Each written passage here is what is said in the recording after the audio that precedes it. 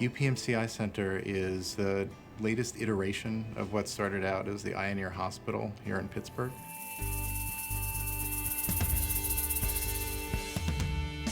That started in 1895. Over the years, that Eye and Ear Hospital has kind of morphed into what we now know as Upmc I Center and also the Department of Otolaryngology here at the Eye and Ear Institute. And so there's an academic department of ophthalmology, and we do patient care, but we also do research. And that research is focused on ways to cure eye diseases and to develop a better understanding of how those eye diseases work. What's the basic essence of why the eye isn't functioning properly, and even more, how the eye does function properly, down at the molecular level. In terms of retinal blindness or corneal blindness or blindness from glaucoma, I mean, we have the infrastructure in place where these questions could really be answered. Our patients are really incredibly important to us, both in terms of just providing their care, but also in terms of giving us a sense of what it is that we need to be fighting. I have a rare disease that it was originally thought to be glaucoma, but it just kept getting worse, so they sent me here after I dealt with another doctor for about 2 years.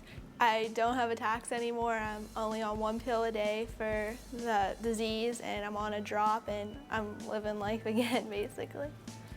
When you come into the center, even if you don't know what's wrong with you, if you just have blurry vision, again, you start with one provider, one physician, and again, if that is not the problem that provider can address, then you'll immediately get transferred to the correct surgeon or the correct physician that can help you. One advantage of Pittsburgh is the close interactions between the clinical people and the research people. We're all in the same building. The research are on the 9 and 10, clinical are on 6, 7, and 8. And there is really an excellent collaboration and rapport between the clinical and the basic researchers. I had concern about using a specific chemical for one of these techniques, and I was concerned a lot of other people use it across all over the world, actually, not just across the nation. But I was concerned. I went upstairs, 3 floors up, and talked to the researchers. We've now published a couple of papers on it, and she was right. The things that some surgeons were doing in refractive surgery were dangerous to the eye, and now the practices are starting to change. We try to really think about what we're doing and why we're doing it to optimize patient care. It's absolutely critical that every physician needs to understand how research is done so that they can apply research to their clinical work. The goal is to create better ophthalmologists, guys that will come along with better ideas or brand new ideas, or look at a problem in some aspect that we've never looked at before. Our residents on a regular basis go out to foreign countries in order to provide care. We send them to Honduras once a year. We have a Mexico trip planned. They've been to India, they've been to Tajikistan. It's really exciting to help them provide care to deserving people in other countries. There are a lot of people right here in Western Pennsylvania who don't get what we would consider standard of care eye care. So we've formed something we call the Guerrilla Eye Service. We're actually on site doing complete front-to-back eye exams. We diagnose in the field, and when necessary, we try and treat them on site. People can walk around with a lot of damage in their eyes, not knowing that they could have a problem with their vision. And then by the time they start losing vision and they come in to see us, then it's almost too late. We can do things, but we may not be able to restore vision that they've lost. So our goal is to prevent losing vision with laser before people actually come in with late-stage disease. So how do we do that? How do you find people who are at risk for losing vision but have no symptoms? Part of it's education, and part of it is through a program that we're developing called teleophthalmology.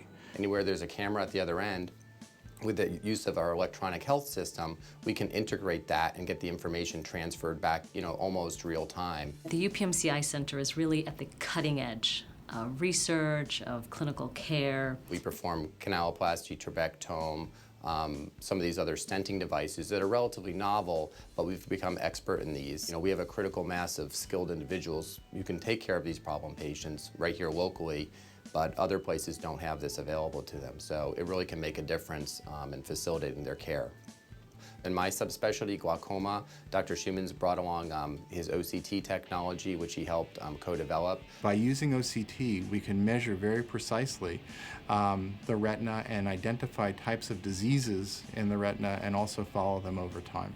So OCT lets us make a three-dimensional map of the back of the eye, and it helps to guide our treatment of patients. It also helps us in diagnosing the presence of disease. The optical coherence tomography device itself allows us to non-invasively image the human eye or an animal eye in vivo. When a disease is in the picture, this means that we're able to monitor the structural changes within the retina because of the disease. What we're learning from mice may teach us something about human disorders. Let me give you an example for herpes zoster. Zoster, or shingles, causes pain in about a third of patients. And for about half of that third, there is really no treatment.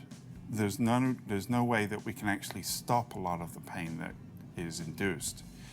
And so what we've got is a model that we can test and evaluate new treatments to try and block the pain. This is the Charles T. Campbell Ophthalmic Microbiology Laboratory. We're a very unique laboratory. It's a fully certified laboratory to diagnose ocular infections. This may be the only laboratory in the United States that's totally independent. The goal of this laboratory is basically in three areas. Number one, it's a diagnostic laboratory. Number two, it instructs residents or young doctors to be aware of all the eye infections, and also it's a research laboratory in which we're trying to find out new techniques to discover new antibiotics and new treatments for infections. We started a center for vision restoration, and that's called the Louis J. Fox Center for Vision Restoration. And that center is focused specifically on restoring vision and doing that in a couple of different ways. We established a collaboration with Carnegie Mellon University, and the goal of the project is to try to incorporate machine vision algorithms into artificial vision device. We would use the BrainPort as a way to beta test that, since the BrainPort is something that is completely non-invasive. Let me show you how it works. The first part is a pair of standard Oakley sunglasses. Onto the front is mounted a small camera.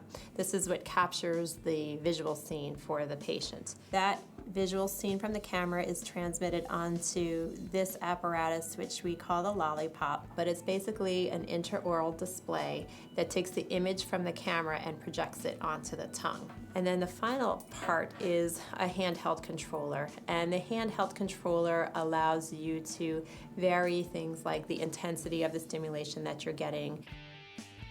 Most of my career I've been thinking about corneal scars and how they prevent people from seeing, and this is actually a serious problem. There's 40 or 50,000 corneal transplants in the US every year because once your cornea becomes cloudy from scarring, it doesn't get better.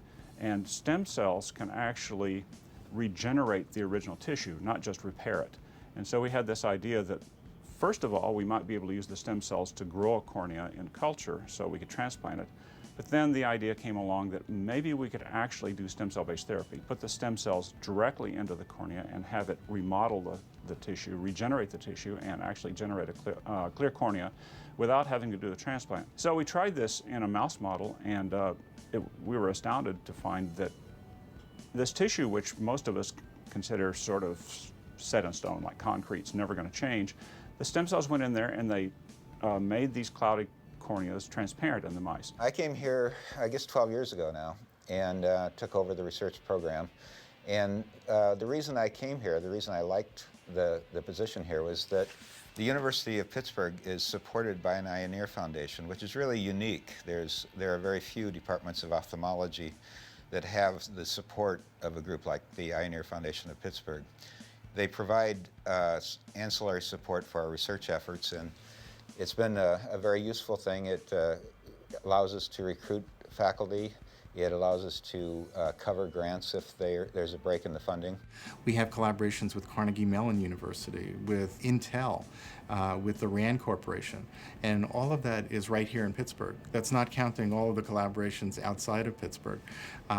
It's such a fertile environment, and people really look at ways to help each other as opposed to ways that they can silo and keep their work only to themselves. This department is really supportive of clinicians doing research. So unlike some of the other places that I've worked, we're given time to explore some research opportunities and let them grow. UPMC has made a large investment in growing the Eye Center. And so it was seen as mission critical for the Department of Ophthalmology to grow and to be one of the greatest in the country. It's your eyesight that you're dealing with, and I just think right now that I'm in the right place. Our vision is to one day have a world without eye disease.